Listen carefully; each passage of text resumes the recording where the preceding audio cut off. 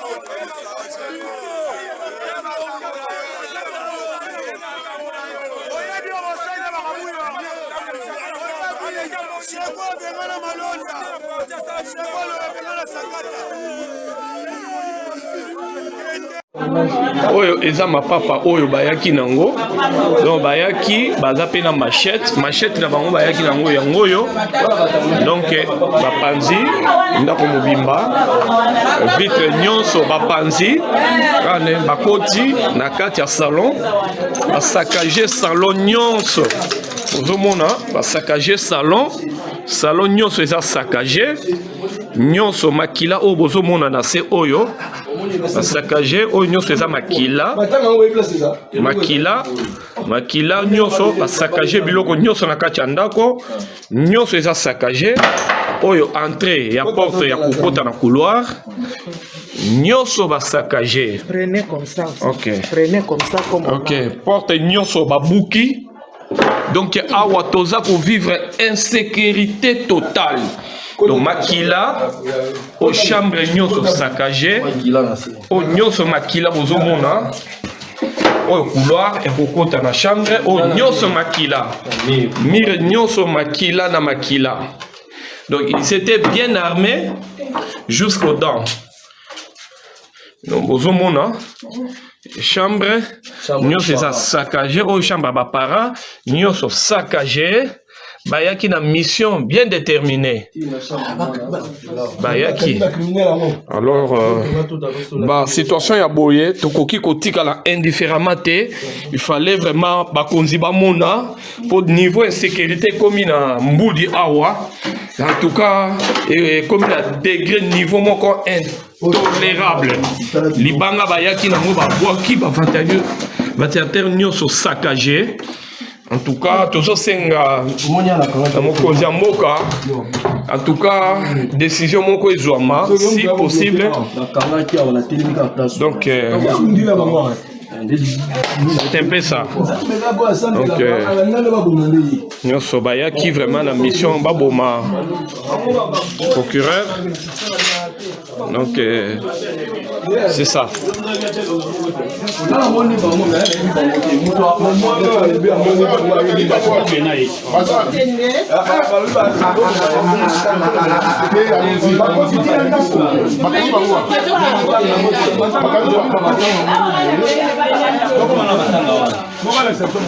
Maman Bolimbisi, est-ce que vous pouvez expliquer biso ndenge situation et comment la biso na moto? Biso tolali. Tolali comme ndenge tolala d'habitude. Tozana 9 moko aza mosala nzambe. Na ba minuit alamuki azo prier na salon. Azo prier. Ayoki mouvement na portail. Ayoki babambisi jelo na portail. Amoni yango clair te. Alba msusu ba sauter mire. Mwana alala na guérite. Babeti babandi ko ligote. Nde azongi. Aye na chambre. Papa. Bakuluna bakote libiso. La première des choses, aujourd'hui on a bengi petit frère wa major. Na lobby benga basoda bakote libiso. Ya solo akimi bake la police. Kobenga bapanzani bamsu bake koluka basoda ya GR baza na terminus. Bamsu na la police po balongwa wana za tout un problème. Nde bakepa ya basoda ya JR batali babifo bazwa ordre pa mokonzi na bango mais moko aye komona moyen ka telemi kaka atelemi awa bakoti bazokisi mwana na mutu bazokisi awa bazaki na ba machette bazaki plus de 10 na ndako bazaki na ba machette bazokisi mwana papa za malade bakoti tokoti tina salle de bain baye babuki ba porte biloko nyonso tina kati ya salle de bain. Ok. Bangi ma menacer papa ngana botika papa za malade na koluka ko sécuriser papa ngana mwana nde tozoki babami biso ba machette. Merci. Baye ko bimana mwana bakomi na mwana awa libanda. Babimi na mwana tozaki na pasteur wa bande ko prier. Yenda bandaki na bango moi résistance. Sikwa akoti na chambre garde-robe ke ekoelie. Yesko na sa garde-robe so pe na chambre kuna yepe moya bimeza te garde-robe kilo. Nde baye na mwana ngana biboko boma mwana ngate bobo manga botika mwana ngai nde baye kozwa bazongi na mwana kati bayibi biso mbongo nyonso tsoyi nango épargne nyonso $6,000 na basoki combien nyonso ekini. Merci beaucoup. Baji nyonso. Merci. Nde siko le temps géré ya na ba policier bango bapanzana ki partout. Babeti masasi nde babini bakimi mais tellement que molili bazaki pe basoda mingi te nde yango wana réussi ko échapper. Merci beaucoup. Moi naza na hôpital batongi nini. Merci beaucoup. Merci beaucoup na balandi nyonso monde mobimba. Jules Munyere abimi na silence. Tolobi kadima keba. Kadima il faut keba pour parce que oyo eza nomination. Oyo élection te. To perdre mbongo na biso belé plus de 20 000 30 000 $ pour to changer. To pesi ba to campagne kitoko ba to sepeli. Mais élection eza urne eza nomination na lobby seni wana bo kima mboka oyo. Lokola bozotia toujours le coq à jambe. Le chef de l'État travaille. Vous salez la nomination à Bino, to condimate. Peuple congolais, to lobby totel. Totel ma bisognon so comme un seul homme. Il faut tout déloger Kadima. C'est nous na c'est ba brillata ko briller yango parce que trop Wana. Oya bimisa ba machine, il faut ba bimisa la bis. Machine e bimate na molimo. Machine bimate na molimo Denis Kadima. Machine bimate na molimo. Batouana babimisa ba machine wana. D'abord félicitations à la Cour constitutionnelle de nos petits si ba bima libanda mboka. Oh!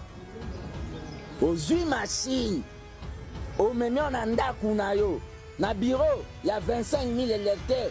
Yo moko mi voter 25 000 personnes. Ah, donc na commune na batu tuka ya yo. Attends Zamba Zagu Satan pas Zavarande. Pour Bayeba, comment nous pouvons dévier le complot de l'ennemi. Ça, ce n'est pas une prophétie, et c'est une stratégie Oyo Bato Basali pour que va déstabiliser Mboko. Une grande réunion et Salamaki les 4. Et Salami Awana Gombe na se passe.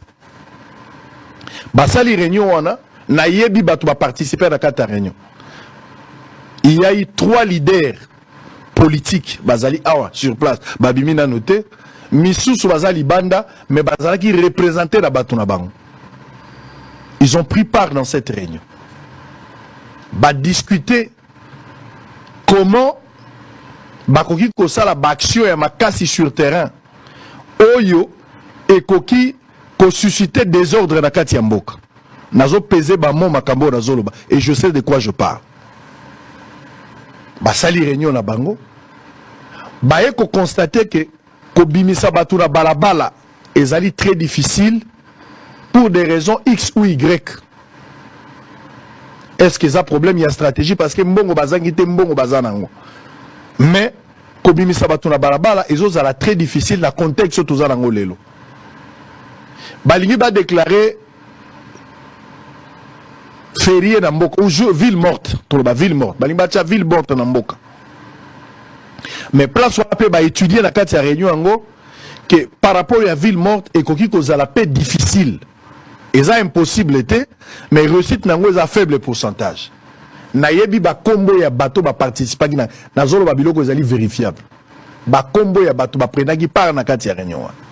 Et salamaki na se passe awa na Gombe et salamaki le 4 janvier. Ba sali réunion na bango. Quelle est la dernière stratégie bazui? Ba décider babo mabatu. Ba roboma ndenge nini? Les 17, les 18, les 19, 3 jours. Il faut ma service va surveiller ce que je suis en train de dire. Je ne blague pas, je ne fais pas la chorale ici, je suis sérieux dans ce que je suis en train de dire. Et Zandotote, c'est une réalité. La réunion a eu lieu, les 4. Ça se passe. Ça se passe ça. 17, 18, 19. Balimba Sala, une opération à sabotage à Kobomba Batu. Entre 2h, 3h à 4h du matin. Poto banomona bibembe na bakouin. Bolamuki na tongo bomoni bembe. Batu babanda ko banga kubima. Les 16, les 17, les 18, les 19. Interprétez, dites tout ce que vous voulez. Na yebi makamunaza koluba. Je connais les noms des personnes. Peu importe taille, tout ce qu'ils font, ils sont. Moi, ça m'est égal. Ce que je vous dis, je suis sérieux. Ce sont des informations vérifiables. Et si les services m'invitent, je donnerai les noms des personnes. Mbongo oyo batie pona cette opération, c'est à $200,000. Ceux qui m'a kambotambola ki malamu, lobby et les cas qui mbongo wana il fallait comment. Mais nous avons suivi les traces mbongo et comité lobby. Probable mbongo koma d'ici to koma week-end $200,000. Bato bazo exécuté yango. Il y a quelques politiques proches na bango mais baza ba soda ya kala ba prena qui peut par na kati ya réunion wana bazo la ki bango effectif ya police bazo la ki bango effectif ya armée ba disposition les limites ya notre police bango bato baye bango na appui pour leur expliquer ça ba roboma bato na tongo entre 2h 3h 4h na ba quartier musu bato ba kola munga na tongo ba kuti bibembe et ko créer somme les gens auront du mal à sortir.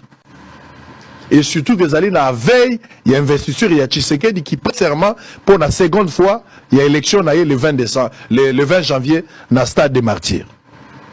Naza na makambakobangi sabatute, naza kolobayango te pour faire du mal à un camp politique, mais nazo lo banabino aux en opposition à la majorité, moi je m'en fous. Ah oui, Zali Kamouya Mboka, batu ba comploter pour que batia désordre na Mboka. Pour ba boma ba frère na bango ba congolais. Réunion salamaki les 4 nazo rappelé zaki na se passe, batu bazalaki na kati ya réunion na yebi bango. Ba politicien awa na Kinshasa, mi balé ya minene, ba prena qui part. Oyo misusu batikali ndambu ba na poto ndamba zali awa, ils ont été représentés na bato ba représenter bango na yebi ba kombo na bango. L'état ba service bazwa information au sérieux. Bon mon na eloko mususu na ba information na yo ki audio musu ezo tambola. Bozo ko fi moko ba enlever, o ba enlèvement ezongi. Ezali pe moko ya ba stratégie ba arrêter na kati ya réunion. Ya ba enlèvement. Monsieur c'est que l'enlèvement est lukuta, monsieur c'est l'enlèvement est solo mais pour créer psychose, pour batuba banga, bali ba créer terreur. Pour na bango, ndenge élection salami et que ça la 3 mois, 6 mois. Il y aura du feu ici à Kinshasa et dans le pays. Et il doit y avoir un dialogue pour arranger les choses. Nazolo Bamakambo est vérifiable. Je le répète et je m'assume. Les choses vérifiables. Bonjour à disposition. Ce n'est pas une prophétie. Ce n'est pas une analyse, c'est une information. La réunion a eu lieu les 4 pour mettre la capitale Ezala en feu. Et ce sont des politiques qui ont organisé cette réunion. Aucun journaliste n'a pris part dans cette réunion. Bah politique, oh, bah représenter bah leader Nabango et 2 autres leaders sur place ici. Le montant pour cette opération, la première partie, est de $200 000 pour des jeunes qui doivent exécuter l'opération. Pour terminer cette petite mise au point, bah Léopard, Kanezo Bandalitré. Personnellement, avec le collectif, il y a des candidats de Tabarou, pour saisir CENI. Attends, vidéo en gobila mongo ebi mangi na place de vidéo à la pour saisir de CENI. Moi là, na ba vidéo, bi moi là, les mongo sont sur Bilili, il moi la fête de droit CENI na ba une heure avec vidéo baja. Les images existent. CENI a saisi bango le côté. Nous avons vu Steve Mikai, na ba bulletin de vote, na ba bulletin na boko na ye. Pourquoi pas le monde? Vous demandez que batu nyonso batale ma benga ka Peter Kata na machine à voter na kaka mutuka. Mais Peter Batigé. Augustin Kabuya de même. Oya IDPS. Batouana, Batani Bangote. Mais CENI a qu'on se faire manipuler dans les politiciens. Ici, moi je confirme très bien. CENI a sali son. Il y a école, il y a pouvoir tenir. Vous avez aussi à sali et zalibna a étalé vraiment mon taka, il y a un mot à la biso. T'es bolombo. Biso, bayi ACP.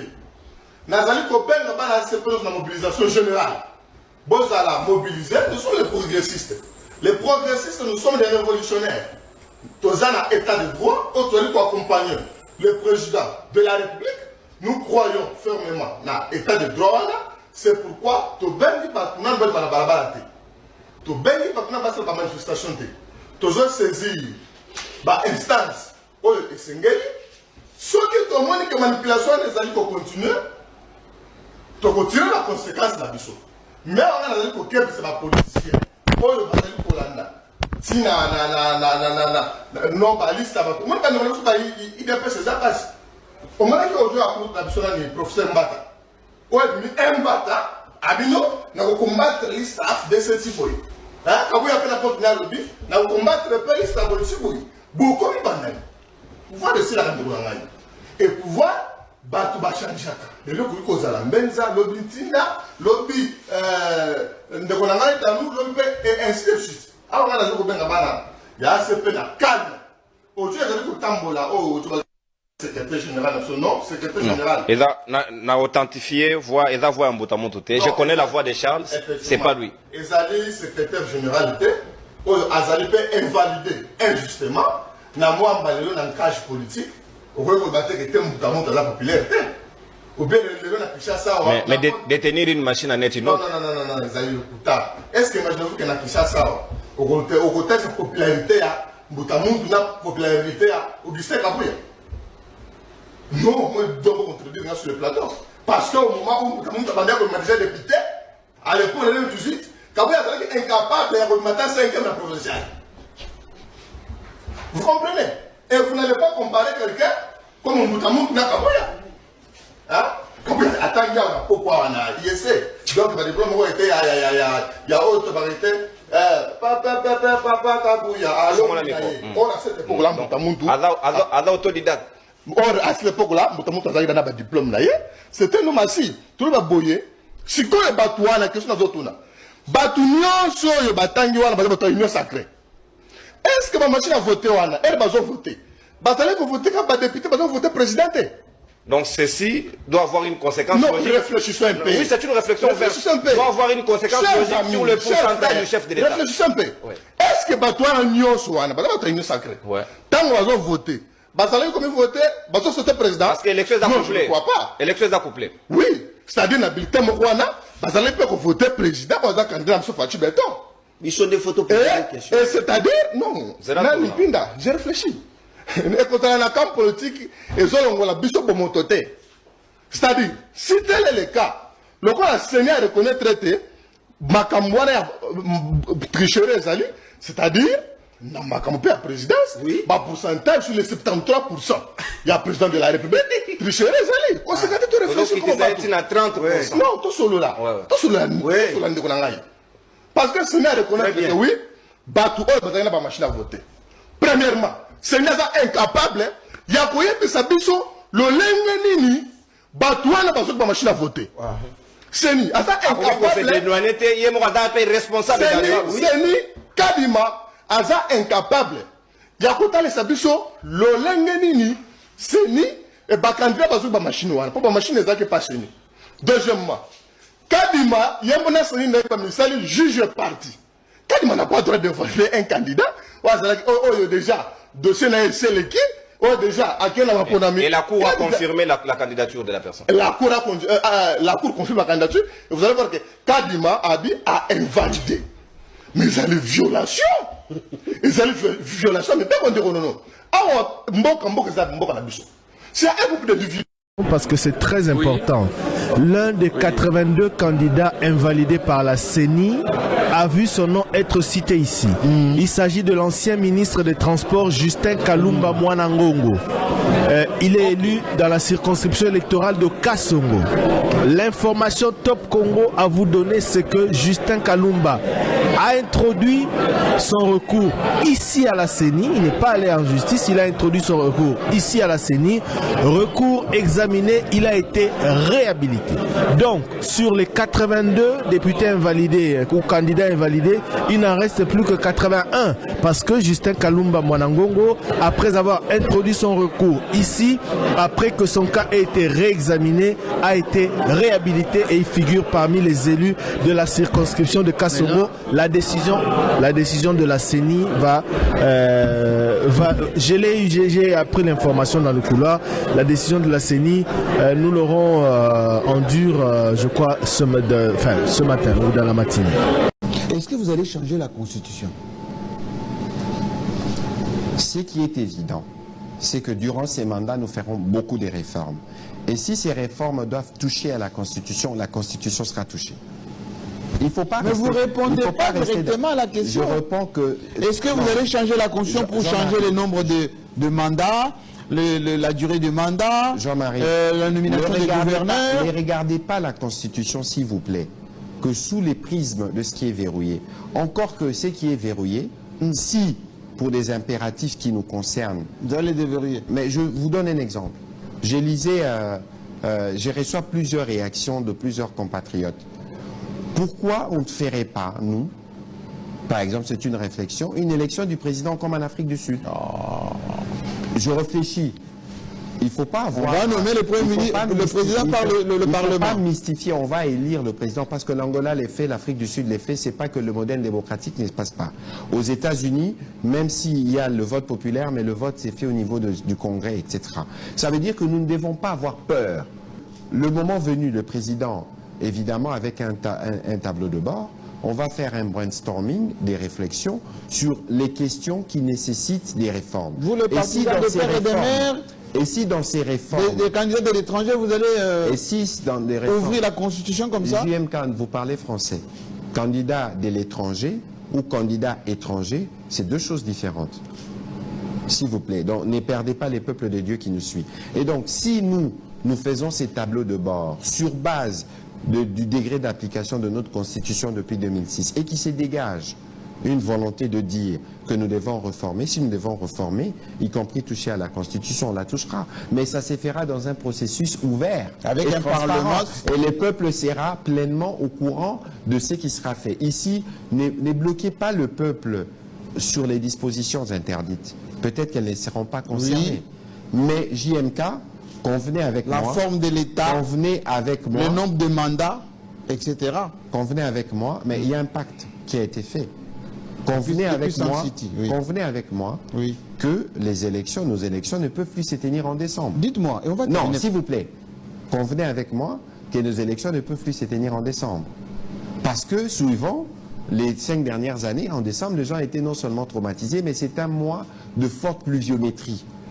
Et avec nos besoins en logistique, nos lacunes en infrastructure, lorsque vous faites des élections en décembre, avec les pluies, c'est compliqué. Et donc, on peut convenir, nous tous, 5 ans avant les prochaines élections, pour dire, écoutez, on fera les élections en juin, en août ou en juillet, ou pourquoi pas les 10 juillet, les jours de mon anniversaire. Donc, le combat. Pour dire, voilà, on fera l'élection en saison sèche, où les conditions sont plus ou moins bonnes en termes de logistique. Le combat qu'il avait, Félix Tshisekedi, d'avoir 73%, avec cette fois-ci, l'Assemblée ou le Parlement, Sénat et Assemblée nationale majoritaire, Bien sûr. c'est pour que vous puissiez faire tout ce que vous voulez avec la Constitution. Alors Jean-Marie, là, vous faites exprès de ne pas me comprendre. Non, je vous ai compris. N'oubliez pas, ne dites pas faire tout ce que vous voulez. Vous en parlez avec autant... Mais déjà avec l'Union sacrée, vous faites ce que vous voulez. Jean-Marie, s'il vous plaît. S'il vous plaît, nous parlons de l'avenir d'un pays. Oui. Ne soyons pas si légers. Non. Parce que si je vous pose la question de donner les contenus à ce que vous voulez là, vous ne serez peut-être pas en mesure Autrement de dit, le donner. personne ne va contrôler Félix Tshisekedi dans ses réformes. Attention, si vous connaissez le président, vous savez que le président se soumet toujours dans une discussion. Je vous ai dit tout à l'heure que le président fera évidemment une consultation. On réfléchit. Parce que les choix qu'ils feront là, ce n'est pas un blank saying, le 73%.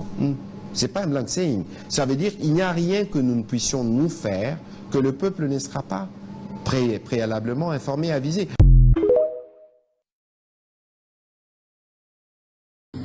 Je